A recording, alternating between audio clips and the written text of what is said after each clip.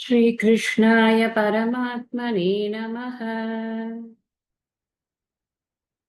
சாங்கிய யோகத்துல செயல் புரிவது எப்படி, நிஷ்காம கர்ம யோகம் என்பதன் ஸ்வரூபம் என்ன, அந்த ஸ்வரூபம் சொல்லி அந்த ஸ்வரூபத்தோடு கூட எந்த விதமான மனநிலையுடன் அந்த நிஷ்காம கர்ம யோகத்தை ஒரு சாதகன் செய்ய வேண்டும் அப்படிங்கிறத சொன்னார். இங்க சாதகன் அப்படிங்கிற வார்த்தைய சொல்றேன். ஒரு மனிதன் செய்ய வேண்டும்னு சொல்லல. ஏன்னா யாருக்காக இந்த கீதா உபதேசம் நடக்கிறது அப்படின்னா, யாருக்கு தன்னை அறிய வேண்டுமோ, யார் துன்பத்தில் இருக்கிறார்களோ, யார் துன்பத்திலிருந்து விடுபட வேண்டும் என்ற எண்ணத்தோடு இருக்கிறார்களோ அவர்களுக்குத்தான் கீதை உபதேசம். கரெக்டா? எந்த ஒரு கிரந்தமுமே மேக்ஸ் வேணும்ன்றவனுக்கு தான் மேக்ஸ் சப்ஜெக்ட், இங்கிலீஷ் படிக்கணுங்கிறவனுக்கு தான் இங்கிலீஷ் சப்ஜெக்ட். இந்த உலக வாழ்க்கை, அதில் இருக்கக்கூடிய செயல்பாடுகள், அதில் எனக்கு நிறைய துன்பங்கள் இருக்கிறது. இந்த துன்பங்களிலிருந்து நான் எப்படி விடுபடுவது, அல்லது இந்த துன்பங்களை நான் எப்படி கையாள்வது, இந்த கேள்வி யாருக்கு மனசுல வருதோ அவருக்குத்தான் இந்த கீதா சாஸ்திரமானது பிரயோஜனப்படுகிறது அப்படிங்கிறது நமக்கு கிருஷ்ணர் சொல்லக்கூடிய விஷயங்கள்லேருந்தே நமக்கு அது தெரியுது. யாரு உலக வாழ்க்கையில இன்பத்தோட இருக்கக்கூடியவங்க, டெய்லி காத்தாலேருந்து சாயந்தரம் வரைக்கும் அவர்கள் இஷ்டப்படி வாழ்க்கையை வாழ்ந்து கொண்டிருப்பவர்களிடம் கீதா சாஸ்திரம் அவர்களுக்கானது அல்ல அப்படிங்கிறது நமக்கு தெரியும். ஏன்னா அவர்களுக்கு இந்த உலகம் சத்தியம், உலகம் கொடுக்கக்கூடிய இன்பம் சத்தியம். துன்பமாக இருந்தாலும் கூட அந்த உலகத்தில் உழல்வது அவர்களுக்கு சந்தோஷம். அப்படி இருக்கக்கூடியவர்களுக்கு இதை காட்டிலும் நிலையான இன்பம் என்று ஒன்று இருக்கிறதாங்கிற தேடல் இல்லாதவங்களுக்கு இது கிடையாது. இது கிடைக்கிறது கீதா சாஸ்திரம்னு நான் மீன் பண்றது என்ன அப்படின்னா மோட்ச சாஸ்திரம். கீதை அப்படிங்கிறது மோட்ச சாஸ்திரம். மோட்சத்திற்கு ஒருவன் உழைக்கிறான் அப்படின்னு உழைச்சாதான் மோட்சம் கிடைக்கும். நம்ம உழைச்சாதான் உலகியல் பலன்கள் கிடைக்கும்னு நினைத்து கொண்டிருக்கிறோம். ஆனா அப்படி இல்லை. உங்களுக்கே தெரியும், இப்ப நம்ம 2வது அத்தியாயம் கிட்டத்தட்ட 50 ஸ்லோகம் படிச்சிருக்கோம். திரும்ப திரும்ப நாம் முதல் அத்தியாயம் 2வது அத்தியாயத்தின் முதல் பாகத்தில் இருக்கக்கூடிய ஸ்லோகங்கள் இதையெல்லாம் நினைச்சு பார்க்கும் பொழுது எவ்வளவு பிரமிப்பா இருக்கு. இத்தனை கருத்துகளா அப்படின்னு நமக்கு தோன்றதா இல்லையா? அதையெல்லாம் மனதில் இருத்திக் கொள்வதற்கு நாம கொஞ்சம் நேரம் செலவு பண்ண வேண்டியிருக்காதான் உழைப்பு. அந்த உழைப்பை போடுறதுக்கு யார் தயாரா இருப்பாங்கன்னா, அந்த பலனை அறிந்தவர்கள் தான் அது தயாரா இருப்பாங்க. நிலையான இன்பம் என்று ஒன்று இருக்கிறது, அந்த இன்பம் என்ன அப்படின்னு எனக்கு தெரியணும் அப்படின்னு எந்த ஒரு மனசு நினைக்கிறதோ அவன்தான் சாதகனாக ஆகிறான் அப்படின்னு நமக்கு தெரியுது. அப்படிப்பட்ட சாதகனைத்தான் பிடித்து வைத்துக்கொண்டு இந்த நிஷ்காம கர்ம யோகம் என்றால் என்னன்னு சொன்னா புரியும். இல்லைன்னா பணம், பதவி, புகழ், இந்த உலக வாழ்க்கையில் இருக்கக்கூடிய அத்தனை விதமான இன்பங்கள், இந்திரிய சுகங்களுக்காக யார் ஆசையிலேயே மூழ்கி கொண்டிருக்கிறானோ அவனை கூப்பிட்டு பலனெல்லாம் நீ நாட்டம் வச்சுக்காதப்பா, நீ பாட்டு காரியம் பண்ணிட்டே இரு அப்படின்னு சொன்னா உன் வேலையை பாரு அப்படின்னுட்டு தான் வேலையை பார்க்க போயிடுவாங்க. அதனால சொல்றேன், இது யாருக்கு, இந்த சாதகன் அப்படிங்கிறவர் யாரு அப்படின்னு சொன்னா, நான் மோட்சத்திற்காக உழைப்பதற்கு என் வாழ்க்கையை கொடுக்க சித்தமாக இருக்கிறேன்னு ஒரு ஆளு நினைக்கிறாருன்னா அந்த ஆளுதான். ஆளோ லேடியோ ஜென்ஸோ எல்லாம் பால் பேதம் எல்லாம் இதுல கிடையாது. யாராக இருந்தாலும் அந்த ஜீவன் வச்சுக்கலாம். அந்த ஜீவனுக்குத்தான் இது அப்படிங்கிற போது இவர் என்ன சொல்றார், அப்படி இந்த நிஷ்காம கர்ம யோகத்தினுடைய ஸ்வரூபத்தை பத்தி அவர் பேசுறார். ஸ்வரூபம் எப்படி இருக்கிறது அப்படின்னு சொல்லும் பொழுது, உனக்கு கர்மம் செய்வதில் தான் தகுதி இருக்கிறது, பலன் மீது நீ நாட்டம் வைக்காதே. பலனில் நாட்டம் வைத்தாய் என்றால் நீ மீண்டும் மீண்டும் பிறப்பதற்கு ஒரு காரணமாக அது ஆகிவிடும். அதனால் நீ பலனில் நாட்டம் வைக்காதே. நான் இப்படி சொன்னேன் என்பதால் செயல் செய்யாமலும் இருக்காதே சொன்னார். அப்ப நான் எப்படிப்பா செய்யறது, நீ என்ன இப்படியும் சொல்ற அப்படியும் சொல்ற, நான் செய்யறதுன்னா எப்படி செய்யணும் சொல்லு அப்போ அப்படின்னு கேட்கிறாரு சிஷ்யர் அப்படின்னு வைத்துக்கொண்டு அடுத்த ஸ்லோகத்துல சொல்ற, நீ எப்படி பண்ணணும் அப்படின்னு. யோகஸ்த குரு கர்மாணி, நீ யோக புத்தியோடு இந்த காரியங்களை செய்ய வேண்டும். ஈஸ்வரனோடு உன்னை இணைத்துக் கொண்டு இந்த காரியங்களை செய்ய வேண்டும். ஈஸ்வரனுக்கு அர்ப்பணம் செய்வதாக நீ காரியங்களை செய்ய வேண்டும். சங்கம் தியத்வா, அனைத்து பற்றுகளையும் விட்டுவிடு. ஈஸ்வரனுக்கு பிரீத்தியாகும் என்ற பற்றை கூட விட்டுவிடு. நீ ஈஸ்வரனுக்காக செய்வதனால் உனக்கு பிரீத்தி ஆகிறது என்று புரிந்து கொள். அதற்காகத்தான் நீ காரியங்கள் செய்கிறாய் அப்படின்னு எல்லாம் சொல்லி சித்திய சித்தியோ சமோபூத்வா அப்படின்னு சொன்னார். நீ இந்த இதனால வெற்றி கிடைத்தாலும் சரி, இது வெற்றி கிடைக்காமல் போனாலும் சரி, நீ தொடர்ந்து அந்த வெற்றியோ தோல்வியோ அதை பற்றி எண்ணாமல் நீ சமமாக அதை எடுத்துக்கொண்டு உன்னுடைய காரியங்களை பண்ணி கொண்டிரு. சமத்துவம் யோக உச்சியத்தே. கர்ம யோக புத்தி அப்படின்னாலே சமத்துவ யோக புத்தி அப்படின்னு சொன்னேன் முன்னாடியே. அப்ப சமத்துவம்ங்கிறது எந்த இடத்துல அப்படின்னு பார்க்கணும். சமத்துவம்னா அவரும் நானும் வேலை இல்லைங்க, எல்லாரும் ஒண்ணுதான், நம்ம எல்லாரும் ஒண்ணு, அது இல்ல. அந்த சமத்துவத்தை இங்க சொல்லல. அந்த சமத்துவம் தான் எப்பவுமே இருக்கே. ஆத்மாக்கு என்ன வேறுபாடா இருக்கிறது? அதுதான் கிடையாதுன்னு முன்னாடியே சொல்லிட்டாரு. ஆத்ம திருஷ்டியில நம்ம யாரை பார்த்தாலும் அவர்கள் யாராக இருந்தாலும் எல்லாரும் ஒண்ணுதான். அதனாலதான் நாம அங்க உடம்பினுள் ஜீவனை பார்த்து உபதேசம் ஓதினாரே அப்படின்னு கைவல்ய நவநீதத்துல சொன்னார். சிஷ்யனை கூட பார்க்கல, அந்த உபாதியை பார்க்கல, அந்த பாடி மைண்ட் காம்ப்ளெக்ஸ் கிட்ட சொல்லல எந்த விஷயத்தையும்.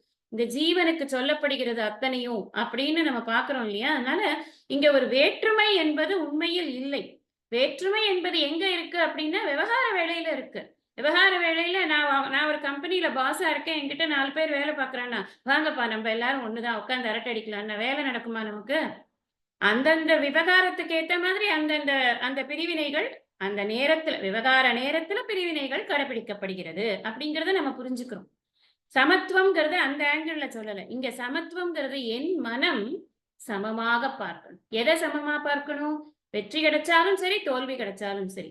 இந்த இடத்துல வெற்றினா என்ன, தோல்வினா என்ன, நான் ரிவிஷன் பண்ணிட்டு இருக்கேன் இப்போ. இன்னும் இந்த இந்த இந்த வகுப்புக்கான ஸ்லோகத்துக்கு நான் இன்னும் போகல. ஏன்னா கேப் இருக்கிறதுனால இதை ஒரு வகுப்பா படிக்கிறோம்.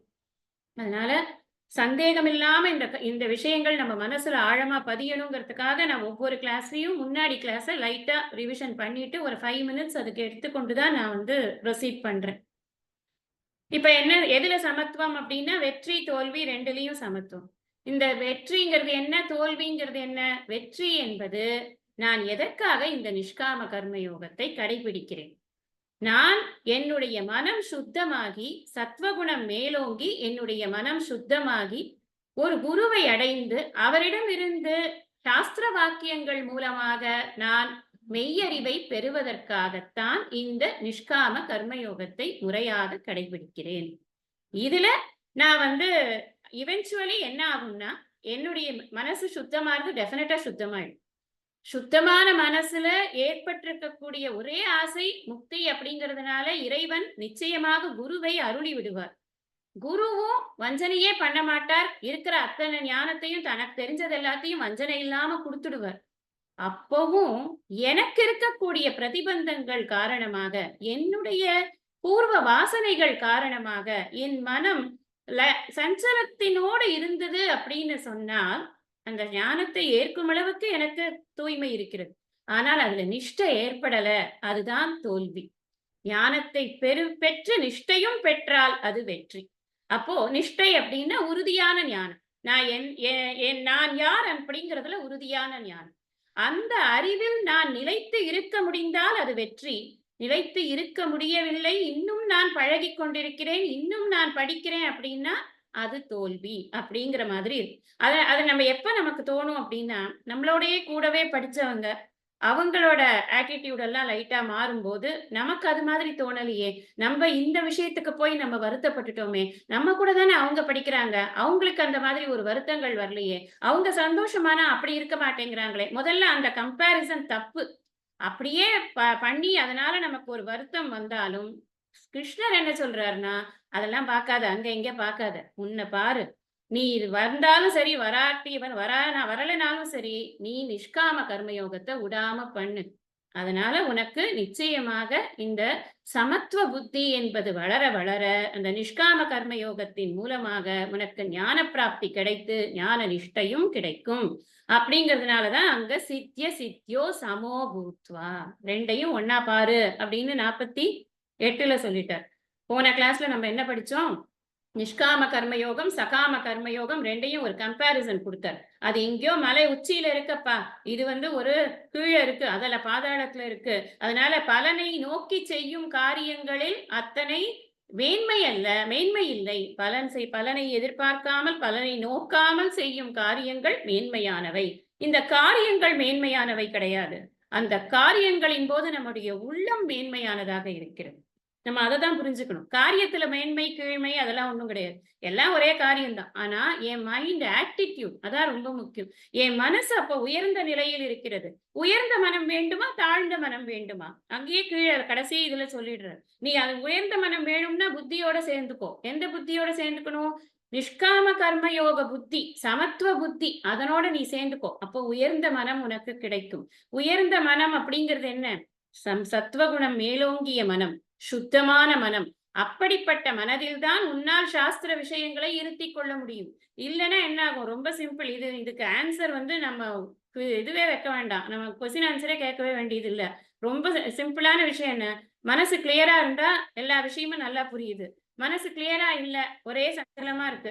எதுவும் ஒண்ணு நம்ம என்ன சொன்னா எனக்கு என்ன, நான் இப்ப என் மனசு சரியில்லை அப்படித்தானே நம்ம சொல்றோம். எவ்வளவு பெரிய விஷயமா இருந்தாலும் அதை கவனிக்கிறது கிடையாது இல்ல, மனசு கவனிக்காது. இப்ப மனசு கவனிக்கணும்னா என்ன பண்ணணும்? மனசை சுத்தமா வச்சுக்கணும். மனசு சுத்தமா இருக்கணும்னா நிஷ்காம கர்மயோகம் பண்ணணும். உயர்ந்த மனநிலை அப்படிங்கிறது சுத்தமான மனநிலை. நான் உயர்ந்த மனநிலைன்னு உடனே எல்லாருக்கும் செய்யற மனநிலை அதெல்லாம் இருக்கு, அதெல்லாமும் உயர்ந்த மனநிலை தான். ஆனா ஒரு சாதகனுடைய பார்வையில் உயர்ந்த மனநிலை என்பது சுத்தமாக இருக்கணும் அந்த மனசு. அப்பதான் அவனால தான் பெற்ற ஞானத்தை நன்கு உள்ளிருத்தி கொள்ள முடியும். அதான் ரொம்ப முக்கியம். ஞானம் கிடைக்கிறதுங்கிறது ரொம்ப இட்ஸ் ஒன்லி வெரி லிட்டில் டைம்ல கொடுத்துடுவார் குரு. அதுக்கப்புறம் இருக்கு. இப்ப கிருஷ்ணரே நீங்க பாத்தீங்கன்னா 12வது ஸ்லோகத்துல இருந்து 25வது ஸ்லோகம் வரைக்கும் தான் நீங்க ஞான யோகத்தை சொல்லியிருக்க. இதுக்கப்புறமா மீறி அத்தனையுமே என்னது? இந்த ஞானத்தை நாம் எப்படி நம்மில் இருத்தி கொள்வது, அதைத்தான் இவ்வளவு விரிச்சு சொல்றது. அப்ப எது கஷ்டம் நமக்கு புரியுறது இல்லையா? எது கஷ்டம்? இதை இருத்தி கொள்வதுதான் கஷ்டம். அதுக்கான மனநிலையை ஏற்படுத்தி கொள்வதுதான் கஷ்டம். அதனால அப்படி நீ பண்ணல, எனக்கு பலன்ல தான் என்னோட நாட்டம் பூரா போகிறது அப்படின்னா அது கிருப்பணன். நீ ஒரு அல்பமான புத்தி அப்பா. அது அந்த அல்ப புத்திங்கிறது உனக்கு இருக்கக்கூடாது அப்படிங்கிறதுனால அதை சொல்ற. கிருப்பனாக பலஹேதவக, பலனை உத்தேசித்து பலனின் மீது நாட்டம் வைத்து, இது கிடைச்சா சந்தோஷம், அது கிடைச்சா எனக்கு பெருமை, இப்படியெல்லாம் நான் நினைச்சு ஒரு காரியத்தை பண்றேன் அப்படின்னா நம்ம நினைப்போம் இந்த உலகியல் வாழ்க்கையில தான் பலனுக்கு அலையறாங்கன்னு. அதெல்லாம் ஒண்ணும் இல்லை. ஆன்மீக வாழ்க்கையிலையும் அந்த பலனுக்கு அலையறதெல்லாம் இருக்கு. நம்ம பாக்குறோம்ல. இதுக்கெல்லாம் என்ன எக்ஸாம்பிளா சொல்லணும்? சொல்லவே வேண்டாம். எல்லாருக்கும் நிறைய தெரியும். நான் என்ன 10 பேர் பாராட்டணும், எனக்கு ஒரு இடத்துல எனக்கு ஒரு ஃபிளெக்ஸ் வைக்கணும், நான் போற இடத்துல எல்லாம் எனக்கு பூ போடணும், எல்லாம் இதெல்லாம் என்னது? இதெல்லாம் இந்த புகழ், இந்த பெருமை, இதுக்கெல்லாம் நம்ம மனசு ஆசைப்பட்டது அப்படின்னு சொன்னா அந்த மனசு அதைத்தான் நினைத்து கொண்டிருக்கும். பிரச்சனை என்னன்னா மனசு ஒண்ணுதான் வச்சிருக்கோம் நம்ம. இந்த ஒரு மனசை வைத்துக் கொண்டுதான் நாம இந்த உலக வாழ்க்கையில் இருக்கக்கூடிய விஷயங்களையும் பண்ணணும். நான் பூரணமானவன், நான் சுத்தமானவன், நான் தூய உணர்வு அப்படிங்கிற அறிவையும் பெறணும். இந்த ரெண்டையும் அட் எ டைம் எப்படி பண்ண முடியும்? அதுக்கு இந்த மனசை கொஞ்சம் தயார் பண்ணி வச்சுக்கணும். ஏன்னா இந்த உலக வாழ்க்கையை வாழ்ந்து கொண்டிருக்கும் பொழுதே நாம் இந்த ஞானத்தின் பெருமையை அறிந்து வாழணும் அப்படின்னு சொன்னா மனச நாம தான் கண்ட்ரோல் பண்ணி வச்சுக்கணும். அப்ப இந்த மனசுல கீழான ஒரு நிலைமை இந்த மனசுக்கு வரக்கூடாது. அது பலனுக்காக ஏங்கக்கூடாது. எப்போது பார்த்தாலும் பலன்னா என்ன தெரியுமா? சிம்பிளா சொல்லணும்னா இட்ஸ் ரெக்கக்னிஷன். என்னை யாராவது அங்கீகரித்துக் கொண்டே இருக்கணும். என் வாழ்க்கையில் என்னை யாராவது எதற்காவது அங்கீகரித்துக் கொண்டே இருக்கணும். இந்த அங்கீகாரத்துக்கு அலையிற ஒரு ஜெர்னி தான் இந்த வாழ்க்கையில நிறைய நடக்குது. அதனாலதான் நமக்கு 1008 பிரச்சனையும் மனசுல வரும். யாரும் அங்கீகரிக்கலனாலும் நான் நானாத்தானே இருக்க போறேன். நான் எப்படி நான் எந்த விதத்துல குறைஞ்சு போயிடுவேன்? என்னை யாராவது நீ ரொம்ப அழகா இருக்கன்னு சொல்றதுனால என் அழகு கூட போறதா? இல்ல ஐயே இவ்வளவு கேவலமா இருக்கே நீ அப்படின்னு சொல்றதுனால என் அழகு கேவலமாக போறதா? ஒண்ணுமே கிடையாது. என்னோட ஒர்க் பண்ணிட்டு இருந்தாங்க ஒரு மேடம். அப்போ அவங்க சொல்லுவாங்க, சில கலர்ஸ் எல்லாம் சில பேர் கட்டினா இப்படி இருக்கு அப்படி இருக்குன்னு கமெண்ட்லாம் வரும்ல. நமக்கு தெரியும் லேடிஸ்க்கு இந்த கலர் போய் இவங்க கட்டிருக்காங்க. அவங்க ரொம்ப கேஷுவலா சொல்லுவாங்க, எனக்கு என்னங்க கஷ்டம், பாக்குறவங்க பிரச்சனை அது, நான் எனக்கு பிடிச்சிருக்கு நான் கட்டிட்டேன். What an attitude. அதுதான் நான் எனக்கு எனக்கு என்ன பிடிச்சிருக்கோ அதை நான் பண்றேன். அவ்வளவுதான். எனக்கு இன்னொருத்தர் என்ன ரெகக்னைஸ் பண்ணி இப்படி இருக்க, அப்படி இருக்கன்னு சொல்லணும்ன்ற அவசியம் இல்ல. இந்த ரெகக்னிஷன் தான் வாழ்க்கையில ப்ராப்ளம். எப்போ நாம முக்தியை நோக்கி நம்மளோட ஜேர்னிய கொண்டு போறோமோ, அப்ப நமக்கு அடுத்தவங்களோட ரெகக்னிஷன் பத்தி பிரச்சனை கிடையாது. தப்பு பண்ணக்கூடாது ஆனா. தர்மமான காரியங்கள் பண்ணி கொண்டிருக்கணும். தர்மமான காரியத்துல நான் தைரியமா பண்ணி கொண்டிருப்பேன். நம்ம இதுல கூட பார்த்தோம் இல்லையா? ஒரு செருக்கு இருக்கணும். நேர்மையான ஒரு செருக்கு இருக்கணும்னு இப்பதானே படிச்சோம் நம்ம. வெஃகாமையில கூட படிச்சோம். அந்த நேர்மைக்கு ஒரு செருக்கு. அதுதான் வந்து பெண்ட் ஆகாத ஒரு தன்மை அப்படின்னு பார்க்கிறோம்.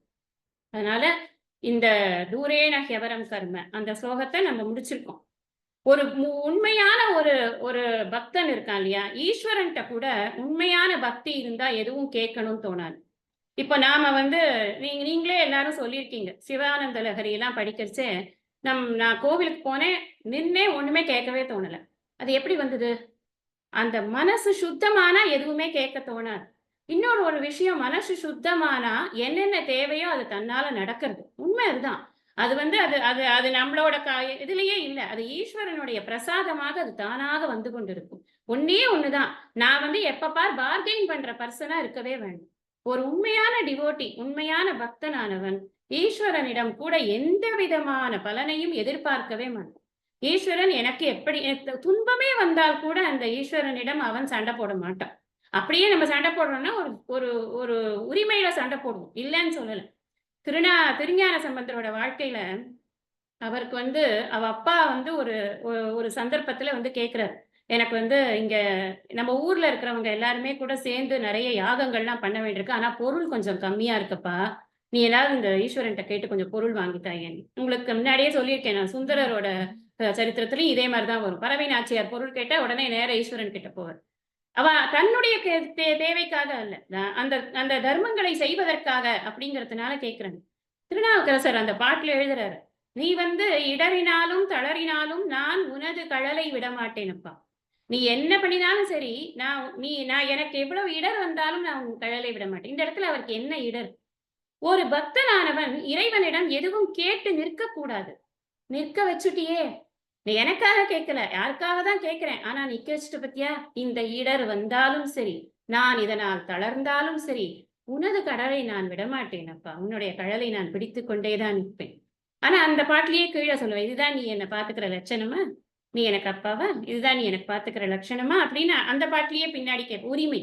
என்ன உரிமை? அவருடைய தவம் கொடுத்த உரிமை. நான் தவம் பண்ணியிருக்கேன். நான் பண்ணிக்கொண்டே இருக்கிறேன். உன்னையே தான் நினைத்துக் கொண்டிருக்கிறேன். நீ கொடுக்க வேண்டியது தானே! அதுதானே உன்னுடைய வேலை. அப்படின்னு கேட்கிற உரிமை இருக்கு.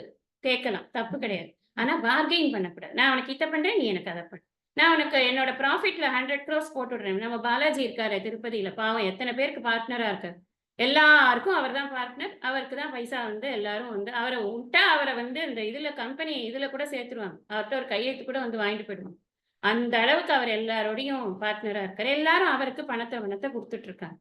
இதெல்லாம் வந்து என்னன்னா, சகாமமாக பண்ணக்கூடியது. இதத்தான் கிருப்பனாகா பலஹேதவகன்னு. எவ்வளவு வசனம் 100 கோடி போட்டார் அப்படின்னா, கிருப்பணனப்பா அவன். அல்பம் அப்படிங்கிறார் கிருஷ்ணர். நான் சொல்லல. கிருஷ்ணர் சொல்லு. அல்பமான உலகியல் பலனுக்காக இறைவனை உபயோகிக்கிறாயே, இது தவறில்லையா? அப்படிங்கிறது தான் இங்க கேள்வி. அதனால கர்மயோகம் அப்படிங்கிறதுல ஃபோக்கஸ் எங்க அப்படின்னா செயல். செயலை முறையாக செய்து கொண்டிரு. தர்மமாக செயலை செய்து கொண்டிரு.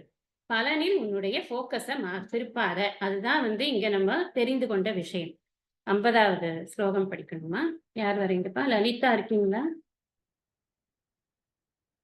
நான் படிக்கட்டுமாமா? இருக்கேன்.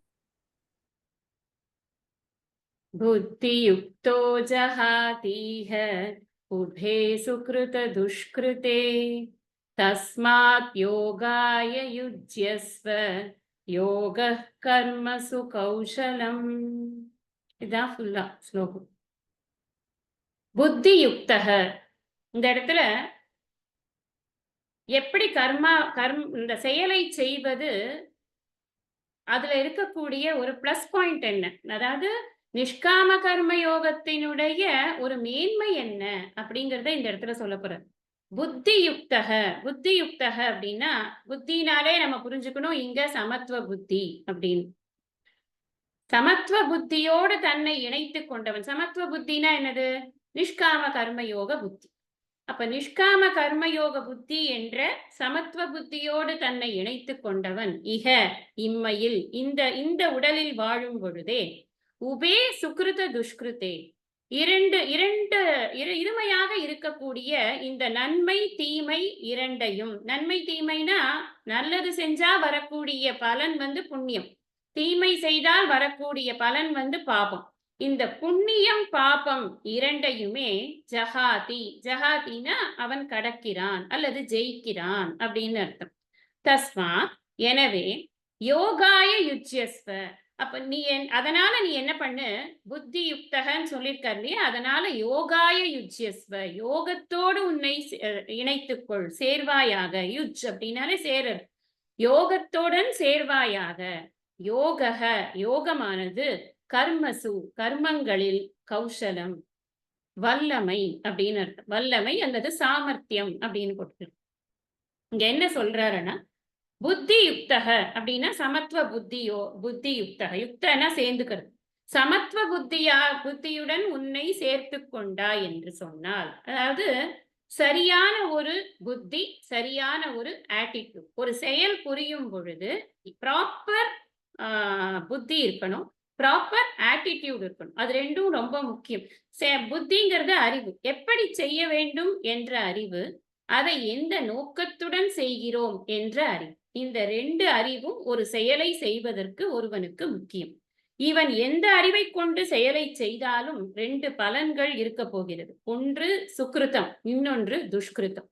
இந்த செயல் ரெண்டு வகைப்படுகிறது. பலன் புண்ணியம் பாபம் அப்படின்னு ரெண்டு வகையா இருக்கு. செயல் சுக்ருதம் துஷ்கிருதம் அப்படின்னு ரெண்டு வகையா இருக்கு. சுக்ருதம் அப்படின்னா என்னன்னா, வேதத்தில் சொல்லப்பட்ட காரியங்களை முறையாக செய்வது அல்லது வேதத்தில் நிந்திக்கப்படாத காரியங்களை செய்வது, அப்படி வச்சுக்கலாம். துஷ்கிருதம்னா வேதத்தில் நிந்திக்கப்பட்ட காரியங்களை செய்வது. இப்ப சுக்ருதம்னா என்ன, நல்லது செய்யறது.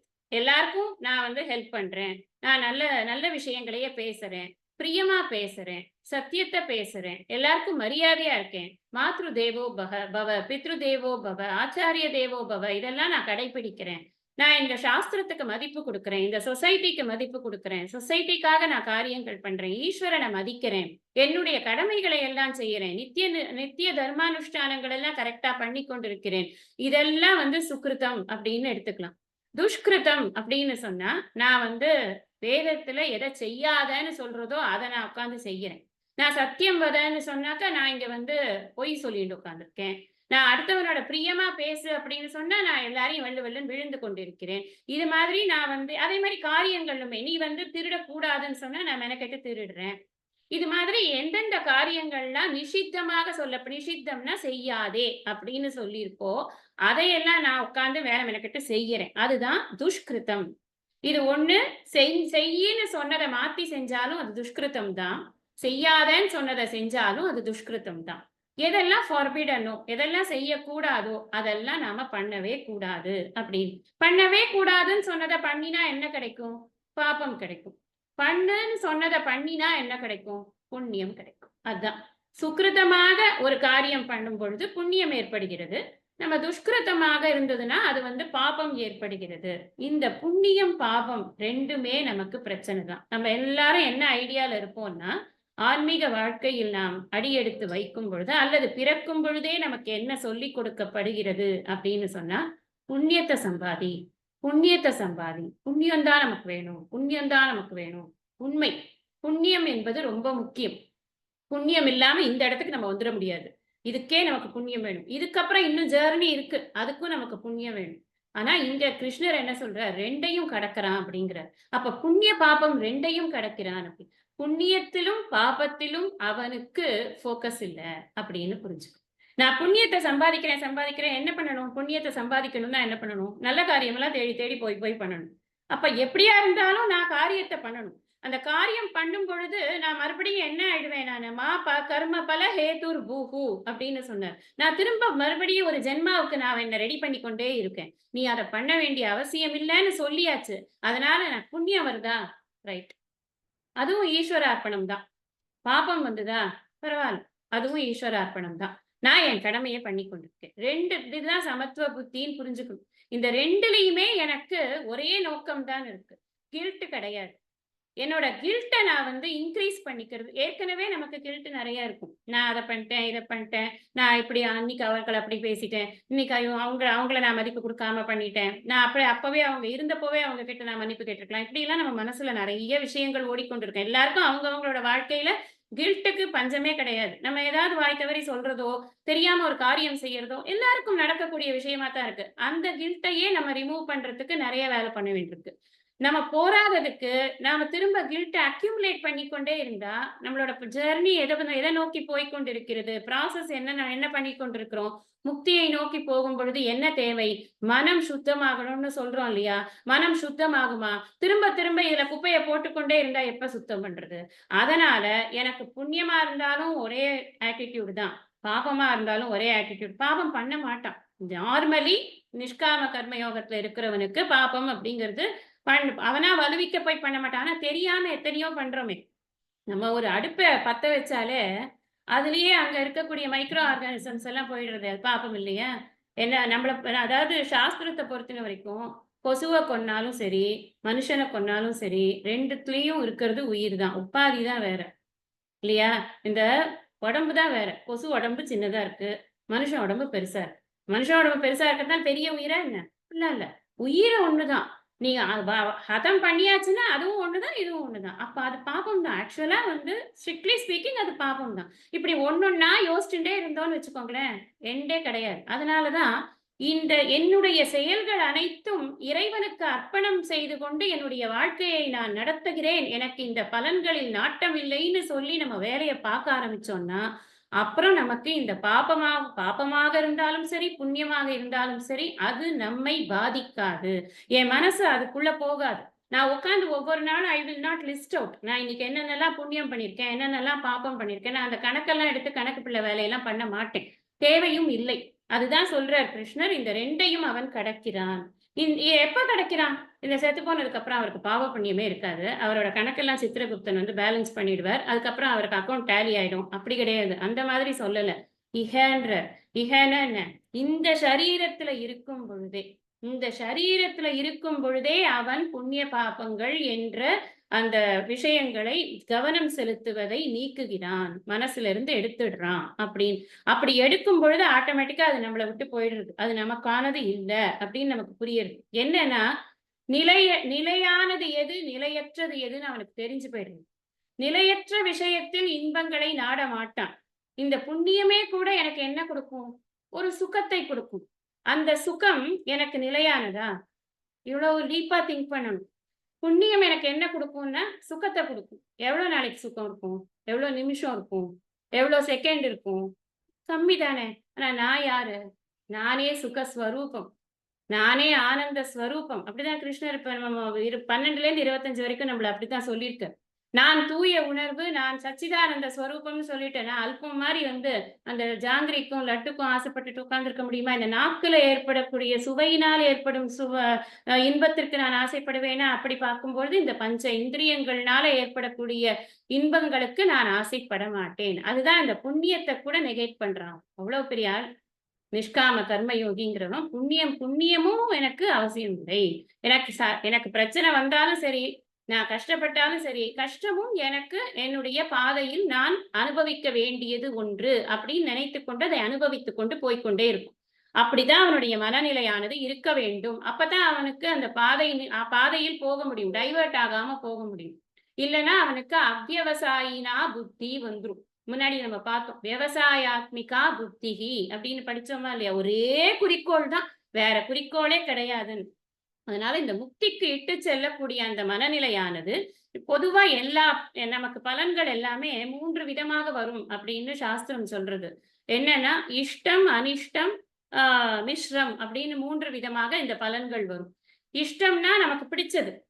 பிடிச்சது எல்லாமே எப்பவுமே புண்ணியம் தான் பிடிக்கும் நமக்கு. புண்ணியம் இல்லைன்னா நமக்கு புண்ணியத்தை தவிர வேற என்ன பிடிக்க போகுது? அனிஷ்டம்ங்கிறது பாப்பம். மிஸ்ரம்ங்கிறது நியூட்ரல். எனக்கு ஏதாவது ஒண்ணு பரவாயில்ல. இந்த நிஷ்காம கர்ம யோகியினுடைய ஆட்டிடியூட் எப்படி இருக்குன்னா, இஷ்டமும் எனக்கு வேண்டாம், அனிஷ்டமும் எனக்கு வேண்டாம். I am neutral. அவ்வளவுதான்.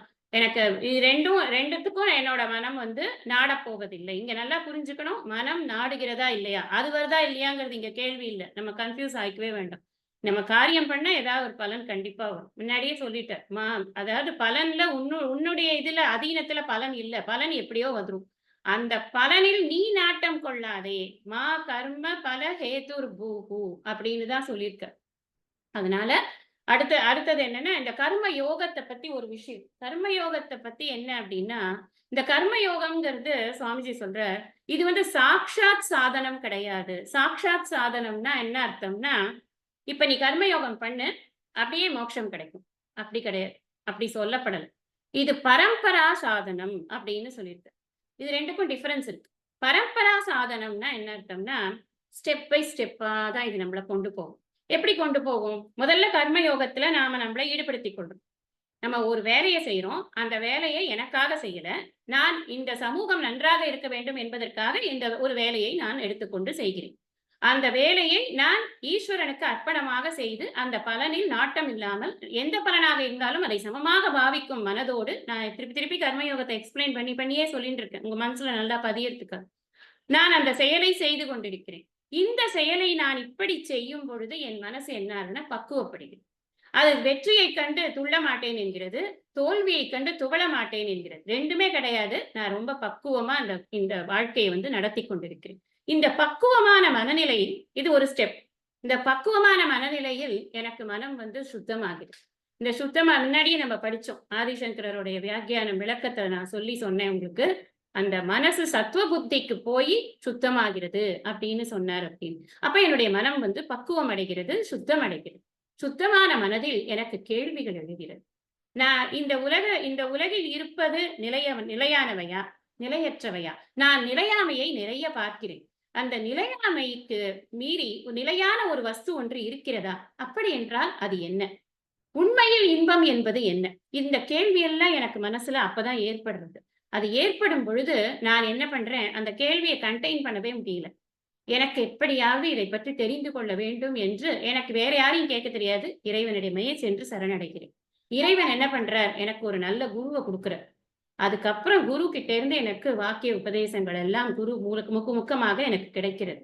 இந்த குரு கிட்ட இருந்து நான் இந்த உபதேசங்கள வாங்கணும் அப்படின்னு சொன்னா, என் மனசு எப்படி இருக்கணும்? சுத்தமா இருக்கணும். அதுதான். நான் வந்து முதல்ல என்ன எப்படி தயார் பண்ணிக்கிறேன்னா, என் மனச சுத்தப்படுத்திக்கிறதுக்கு தான் இந்த நிஷ்காம கர்மயோகத்த பண்றேன். அப்போ இந்த நிஷ்காம கர்மயோகம் முதல்ல என்ன எங்க இழுத்து கொண்டு போகிறதுன்னா, சித்த சுத்திக்கு தான் என்ன கொண்டு போறது. சித்த சுத்தியிலேருந்து அங்கேருந்து தான் நான் மறுபடியும் வந்து சாதனை சமம், தமம், உபரமா, திதிக்ஷா, சமாதானம், ஸ்ரத்தை இதெல்லாம் நான் பழகிக் கொள்கிறேன். அதுக்கப்புறம் நான் சத்சங்கத்துல இணைகிறேன். நல்லோர் இணக்கம் எனக்கு விவேகத்தையும் வைராகியத்தையும் கூட கற்றுக் கொடுக்கிறது. அப்புறம் என்னோட முமுட்சுத்துவம் அதிகமாறுது. அதுக்கப்புறம் எனக்கு குரு கிடைச்சு ஞானம் கிடைக்கிறது. அப்படின்னு இருக்கிற பொழுது, இது என்னன்னா, நான் எப்படி இந்த கர்மயோகம் வந்து டைரக்ட் பலன் கிடையாது. டைரக்டா லீட்ஸ் டு மோக்ஷம்னு சொல்றது கிடையாது. கர்மயோகம் என்பது ஸ்டெப் பை ஸ்டெப்பா நம்மள வந்து மோட்சத்தை நோக்கி இட்டு செல்கிறது. நம்ம ஒரு சுவாமிஜியோட ஒரு ஸ்பீச் ஒண்ணு கேட்டுட்டு இருந்தேன். வேற ஒரு சுவாமிஜி. ஒரு விஷயம் சொன்னார். ஒருத்தன் வந்து ரொம்ப I am a very independent person. நான் நினைச்சதெல்லாம் செய்வேன். அப்படின்னு சொல்றான்னு வச்சுக்கோங்களேன். அவன் தான் இருக்கிறதுலயே பெரிய அடிமை அப்படின்னு புரிஞ்சுக்கோங்க அப்படின்னு சொன்னார். எனக்கு ரொம்ப ஒரு தாட் ப்ரோவோக்கிங்கா இருந்தது அந்த ஸ்டேட்மெண்ட். ஒரு இண்டிபெண்டன்ட் பெர்சன் எப்படி அடிமையாக முடியும்? இண்டிபெண்டன்ட் பெர்சன்னா என்ன அர்த்தம்னா, அதாவது தான் நினைத்ததை செய்பவன் அப்படி புரிஞ்சுக்கலாம். அந்த நான் நினைத்ததை செய்பவன்னா என்ன அர்த்தம்? அவன் மனசு என்னெல்லாம் செய்யணும்னு நினைக்கிறதோ அதெல்லாம் செய்து கொண்டு இருக்கிறது. அப்படி இல்லாம, நான் நினைக்கிறத அந்த மனசு செய்யணும். நினைக்கணும். இந்த மனசு என் கண்ட்ரோல்ல இருக்கணும். I should master my mind. நான் மனதிற்கு அடிமையாகிவிட்டு, மனம் போன போக்கில் வாழ்ந்து, நான் என் வாழ்க்கையில் நான் இண்டிபெண்டன்ட்டா இருக்கேன்னு சொல்றதுல பெருமை கிடையாது. என் போக்கில் இந்த மனம் என்னுடைய உள்ளத்தில் என்ன தேவை இருக்கிறதோ, முக்தி என்பது என்னுடைய உள்ளத்திற்கு தேவையாக இருக்கிறது என்றால், அதற்கு என் மனம் உழைப்பதற்கு நான் என் மனதை பழக்கினேன் என்றால், அப்பதான் நான் இண்டிபெண்டன்ட் பெர்சன். நான் வந்து இந்த மனசுக்கு அடிமை ஆயிட்டேன்னா, நான் இண்டிபெண்டன்ட் பெர்சன் கிடையாது. ரொம்ப அழகா இருந்தது அந்த விளக்கம். அதுதான் நம்ம புரிஞ்சுக்கணும். இந்த மனச தான் நம்ம எப்பவுமே திருப்பி திருப்பி இந்த என்டையர் ஸ்டடியில நம்ம என்ன நிறைய பார்ப்போம்னா, இந்த மனசுக்கு தான். மனசுக்கு தான் எல்லா வேலையும். மனம்தான் வந்து பந்தத்திற்கு காரணம், மனம்தான் மோட்சத்திற்கும் காரணமாக இருக்கிறது. ஒரே மனசுல தான் நான் கட்டுப்பட்டிருக்கேன் அப்படிங்கிறதும் நமக்கு இருக்கு. நமக்கு அறிவை பெற்ற பிறகு, குருநாதரிடமிருந்து அறிவை பெற்ற பிறகு, நான் எங்க கட்டுப்பட்டிருக்கேன், நான் தான் விட்டு விடுதலை ஆனவனாச்சே அப்படின்ற எண்ணமும் நமக்கு வருது. அதனால நமக்கு என்ன புரியுறது, இந்த கர்மயோகம் என்பது என்னை சத்வகுணத்திற்கு இட்டு செல்கிறது. அந்த சத்வகுணத்தினால் என்னுடைய மனம் சுத்தமாகிறது. அந்த சத்வகுணத்தினால் சுத்தமான மனமானது ஞானத்தை அடைவதற்கு தகுதியான மனமாக அது மாறுகிறது. அப்போ அதனாலதான் நீ சமத்துவ புத்தியோட உன்னை சேர்த்துக்கோ அப்படின்னு சொல்ற. அப்படி சேர்த்து கொண்டால் என்ன ஆகும்னா, நீ செய்யக்கூடிய காரியங்கள்னால் நீ மாட்டிக்க மாட்ட. அதை எங்க சொல்றார்? கடைசி பாதம். தஸ்மாத் யோகாய யுஜ்யஸ்வ. அதனால் நீ யோகத்தோடு உன்னை சேர்த்துக்கொள். இந்த சமத்துவ புத்தி யோகத்தோடு இருக்கக்கூடிய ஒருவன் செய்த காரியங்கள் ஏற்படுத்தக்கூடிய புண்ணியமோ பாபமோ அவனை பாதிக்காது. ஏனென்றால் அதில் அவனுக்கு நாட்டம் இல்லை. ஆகையால் நீ அந்த யோகத்தோடு உன்னை இணைத்துக்கொள். ஏனென்றால் யோக கர்மசு கௌசலம் அப்படின்னு சொல்ற. இத வந்து ஜென்ரலா இத தப்பாதான் வந்து இன்டர்பிரேட் பண்ணுவாங்க. எப்படி இன்டர்பிரேட் பண்ணுவாங்கன்னா, வேலை செய்யறதுக்குலாம் சாமர்த்தியம் வேணும். அது கிருஷ்ணரே சொல்லியிருக்கார். வேலை பண்ணுறதுக்கு ஒரு சாமர்த்தியம் வேணும் அப்படின்னு. எனக்குலாம் நான்லாம் புத்துப்பா, எனக்குலாம் ஒண்ணுமே தெரியாது, எனக்கு சாமர்த்தியமே கிடையாது. இந்த இடத்துல அந்த விஷயத்த சொல்லல. உனக்கு வேலை பண்றதுக்கு சாமர்த்தியம் வேணும்னு சொல்லல.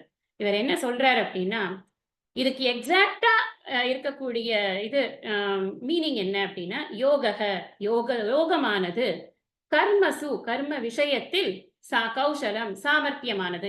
அப்படியே டிரான்ஸ்லேட் பண்ணினா அதுதான் அர்த்தம். ஆனா இதுக்கு என்ன உண்மையான அர்த்தம்னா, இந்த கர்மம்ங்கிறது என்னது? இது கர்மம் செயல்ங்கிறது என்ன பண்றது? நம்மள பந்தத்திற்கு உட்படுத்துகிறது. கரெக்டா? செயல் என்ன பண்றது? ஒரு செயல் பண்ணுவேன், அதுக்கு ஒரு பலன் வரும். அந்த பலனுக்காக நான் மறுபடியும் இன்னொரு செயல் பண்ணுவேன், அப்புறம் அந்த பலன் இன்னொரு செயல், இப்படியே என்ன வந்து அது பந்தப்படுத்துகிறது. அதை என்ன கட்டி போடுகிறது. ஆனா அந்த பந்தத்திற்கு காரணமான அதே செயலை வைத்துக்கொண்டு நான் மோட்சத்திற்கு காரணமாக அதை மாற்றுகிறேன். அதுதான் கௌசலம்.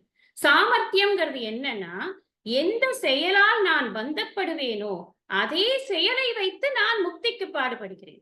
இங்க செயல் கர்மங்கிறது ஒண்ணுதான்.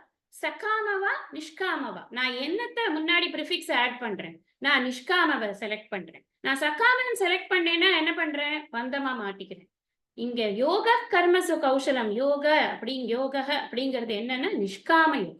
நான் நிஷ்காம யோகத்தோடு என்னை இணைத்துக் கொண்டால், அதனாலதான் தஸ்மாத் யோகாய யுஜ்யஸ்வ, நிஷ்காம யோகாய யுஜ்யஸ்வன்னு புரிஞ்சுக்கணும். அந்த நிஷ்காம யோகத்தோடு என்னை இணைத்துக் கொள்ளும் பொழுது அந்த நிஷ்காம யோகமானது என்னை காரியங்களில் ஈடுபடும் பொழுது சாமர்த்தியமாக நான் அந்த காரியங்களை எனக்கு முக்திக்கு ஹேதுவான காரியங்களாக மாற்றிக்கொள்ள எனக்கு உதவுகிறது அப்படின்னு நம்ம புரிஞ்சுக்கணும்.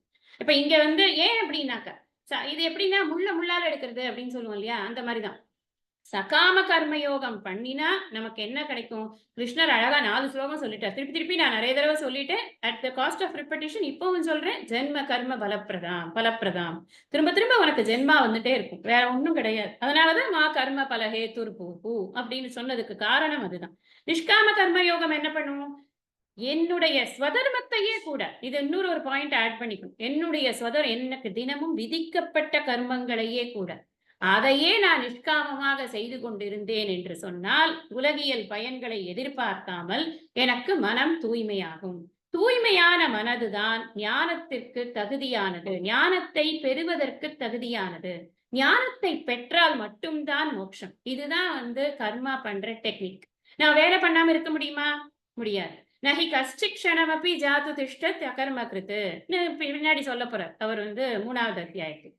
இந்த 2 ஸ்லோகம் 48, 49ல வாட் இஸ் கர்ம யோக ஸ்வரூபம் and what is the way of doing karma யோகான்னு 2 விஷயம் இத ஸ்லோகத்துல சொல்லிட்டு இங்க வந்து இதை முடிச்சிட்டார். இதை விரிக்கிறதுக்கு தான் ஒரு அத்தியாயமே. அர்ஜுனன் கேட்பான், நீ என்ன கர்மாவும் பண்ணுங்கிற, அப்புறம் வந்து கர்மாவும் விடுங்கிற, எனக்கு ஒன்றும் புரியலப்பா, நீ இன்னும் கொஞ்சம் நன்னா சொல்லு அப்படின்னு சொல்லும் போதுதான் அப்ப அவர் வந்து கர்மாவை பத்தி இன்னும் கொஞ்சம் விவரமா சொல்ற. கர்ம யோகம் என்பது என்ன அப்படின்னு அங்க இன்னும் பெரிய ஒரு அழகான ஒரு விஷயத்த விளக்க போறாரு. அங்க விளக்கங்கள் நிறைய இருக்கு. இங்க அவர் வந்து அதனாலதான் அதுக்கான ஒரு ப்ரீலூட் எல்லாம் இங்க போட்டுடுறார். அதனால கர்ம விஷயத்தில் சாமர்த்தியம்ங்கிறது என்ன தெரியுமா? யோகத்தோடு கர்மம் செய்வதுதான் சாமர்த்தியம். இந்த யோகம்ங்கிறது என்ன? சமத்துவ புத்தி யோகம், நிஷ்காம கர்ம யோகம். அதனாலதான் அங்க சொன்னார் சமத்துவம் யோக உச்சியத்தே. 48ல சொன்னது என்ன? சமத்துவம் யோக உச்சியத்தே. அந்த சமத்துவம் யோக உச்சியத்தே தான் என்ன யோகம்? நிஷ்காம கர்ம யோகம். அதுதான் கர்மசு கௌஷலம் அப்படின்னு. அப்ப பலனை எதிர்கொள்ளக்கூடிய ஆட்டிடியூட் இருந்தது அப்படின்னு சொன்னா அந்த அந்த செயல்கள் என்னை பந்தப்படுத்தும். பலனை எதிர்பார்க்காமல் நான் செய்யக்கூடிய செயல்கள் என்னை பந்தப்படுத்தாது. இந்த இடத்துல பலனை நோக்குதல், பலனை நோக்காத இருக்கிறது அப்படிங்கிறத நம்ம எப்படி புரிஞ்சுக்கணும்னா, விருப்பு வெறுப்பை ஒதுக்கி வைப்பேன். எனக்கு இந்த பலன் தான் வேணும், எனக்கு அதுதான் பிடிச்சிருக்கு, நான் இப்படி பண்ணா அது இப்படித்தான் நடக்கணும், வேண்டாம் அது எதுவுமே வேணும், உனக்கு விருப்பம் தேவையில்லை, நிர்த்வந்த்வகன்னு சொன்னார் முன்னாடி ஒரு ஸ்லோகத்துல பார்த்து. நீ வந்து இருமைகளை கடந்து இருக்க வேண்டும். இருமைகள்ங்கிறது என்ன? வேண்டுதல் வேண்டாமை தான் முக்கியமா இருமைகள். அப்ப இந்த விருப்பு வெறுப்பு அப்படிங்கிறத கடந்து தர்மம் அதர்மம் இந்த அடிப்படையில காரியம் பண்ணும். அதான் முக்கியம்.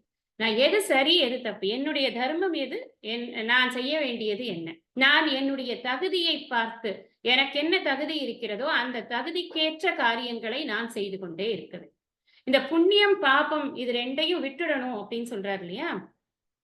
ஆட்டோமேட்டிக்கா புண்ணியம் பாப்பம்ங்கிறது நமக்கு சேருது. அதை நான் விடுறது எப்படி அப்படின்னா, இது அழகான ஒரு விளக்கம் என்ன இருக்கு அப்படின்னா, நான் தான் பண்றேங்கிற எண்ணத்தை ஃபர்ஸ்ட் விடு. அதுதான் அதுக்கு அந்த அந்த அந்த ரகசியம் என்னன்னா அதுதான். இத நான் தான் பண்றேன். நான் வரும்போது என்ன இருக்கு? ஒரு அகங்காரம் இருக்கு அங்க. அகங்காரம், மமக்காரம். இது நான் செய்யும் வேலை, இது என்னுடைய வேலை அப்படிங்கிறது இருக்கா இல்லையா? அது இருந்ததுன்னா என்ன ஆறுது எனக்கு? எனக்கு ஒரு வேலை நான் தான் பண்றேங்கிற எண்ணம் வருது. இதுக்கு என்ன ஒரு டேர்ம் சொல்றோம் அப்படின்னு சொன்னா, கர்த்திருவ புத்தி அப்படின்னு சொல்றோம். டூயர்ஷிப் அப்படின்னு சொல்லுவாங்க. கர்த்திருவ புத்தினா ஐ ஆம் டூயிங், நான் தான் பண்றேன் அப்படின்ற எண்ணம் இருக்கு இல்லையா? அது இந்த கர்மா பண்ணும் பொழுது டெஃபினட்டா எல்லாருக்கும் இருக்கும். இந்த புத்தியை கடக்கணும். நான் தான் பண்றேங்கிற புத்தியை நாம கடக்கணும். அது எப்ப கடக்க முடியும்? தொடர்ந்து நிஷ்காம கர்ம யோகமாக அதை யோகமாக அந்த கர்மத்தை செய்து கொண்டே இருக்கும் பொழுது அதுல நான் செய்கிறேன் அப்படிங்கிற ஆட்டிடியூடு வந்து மாறும்.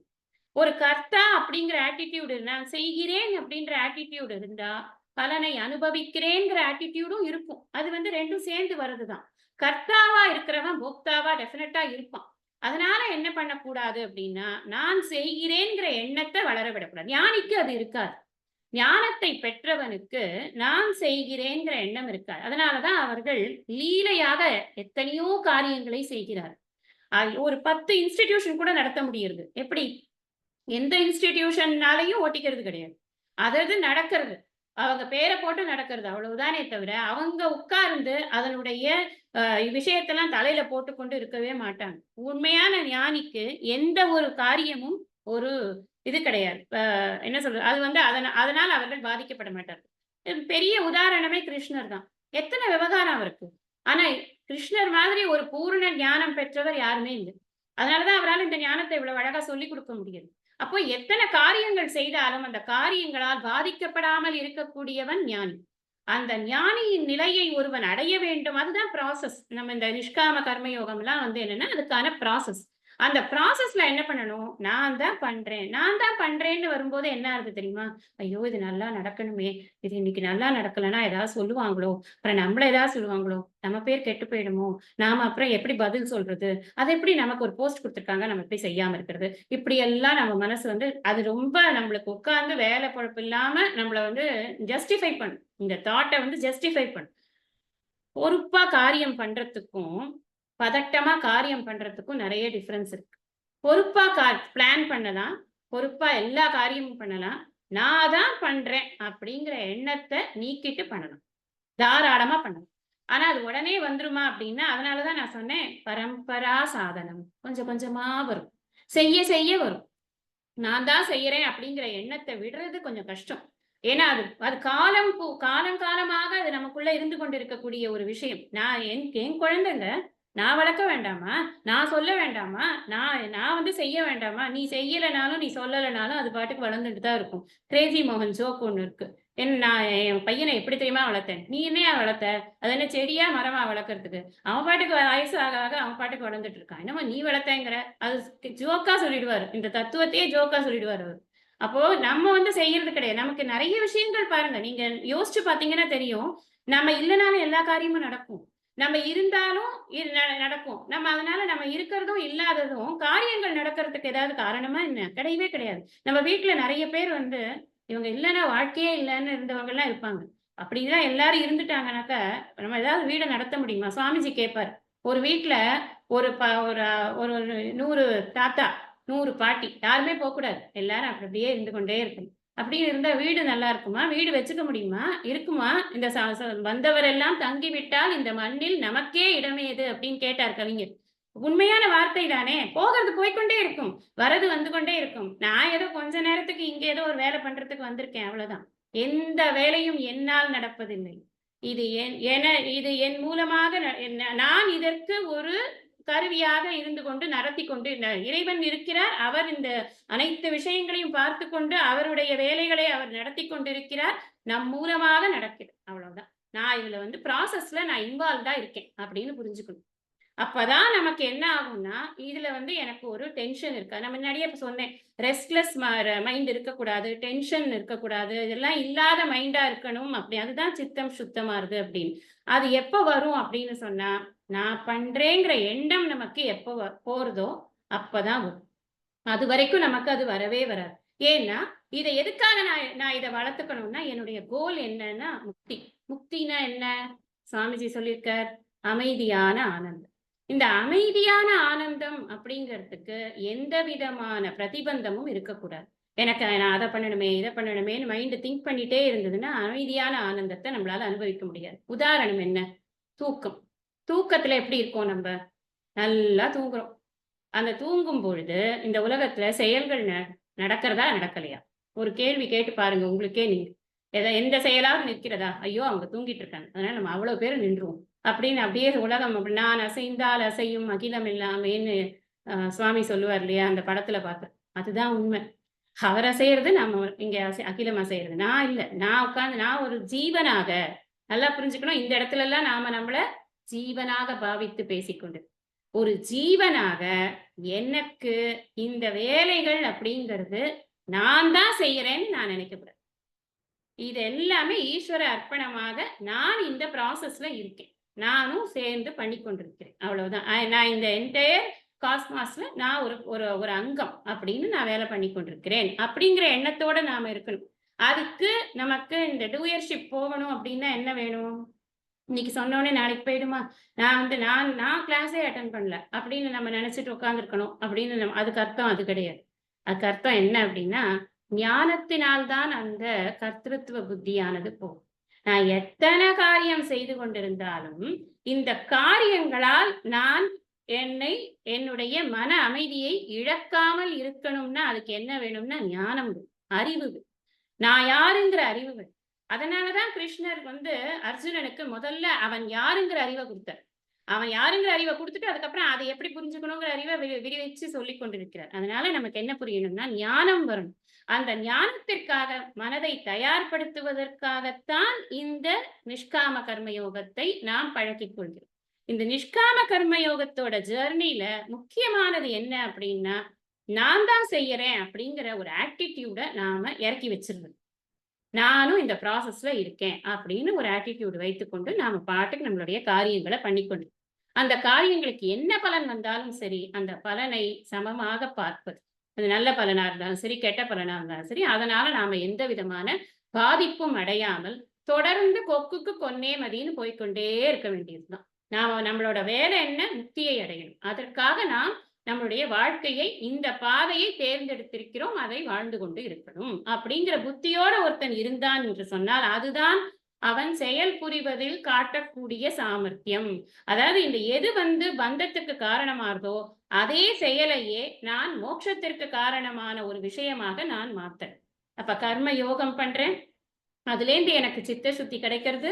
அதனால எனக்கு குரு பிராப்தி, ஞான பிராப்தி, ஞான பிராப்திக்கு அப்புறமா நான் வந்து சுகமா இருக்கேன்.